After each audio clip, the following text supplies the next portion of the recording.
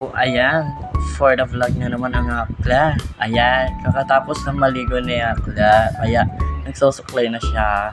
Bye, ayan. Hintahin natin. Ang tagal-tagal ko dyan magsuklay. Perfect naman. O, sleep. May patayin pa siya. Ay, tapos na ang Akla. So, ayun, pa-cute-cute na naman siya. O, tingnan mo. O, yan na naman siya. O, yan. So, maghihintay na tayo nagkadwa ko. So, dito muna tayo sa labas. So, ito na. O, final look. O, di ba? Mabigat kasi ang aking bag, kaya binaba ko muna. O, yeah. Pak na pak si bakla, o. O, tingin sa likod. O, di ba? Perfect. May pa-outfit pa. Oh, isa pa daw. Oh, yan na siya. Oh, slay. Saan ka dyan, be? Oh, may pag-anon si Akla. Oh, yan. Nandiyan na tayo sa school. Yeah. Perfect. Oh, di ba? Naglalakad na ang Akla nyo. Okay, ayan. Hintayin muna natin.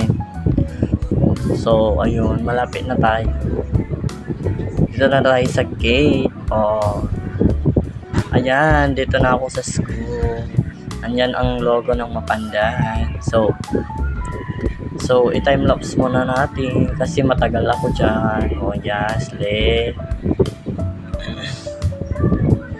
Ayan, slay naman si Bakla. Bilis-bilis niya. Ganti, ang bilis ko maglakad. Oh, joke lang po. Naka-time-lapse niya. Kaya, kasi ang tagal ko maglakad, syempre, ang bakla pa ba? Ayan. So, andyan na tayo sa loob. So, yan ang office. Di ba? Perfect na sa taas na ang Akla. Ang bili. Ay, ipagano sa Akla. Bakit muna daw sa bakla. Yan na siya. Feeling foggy. Ay, ipagano sa Akla. Ay, slay. Ay, may patingin si Akla. So, ayun. Naghintay. Ayun. So, nakauwi na tayo sa bahay ng papa ko. So, ayun. Ito na siya. Another packet na naman si Akla. Joke lang. Slay. Feeling baba yung person. So, ayun, dito na nagtatapos. Thank you for watching.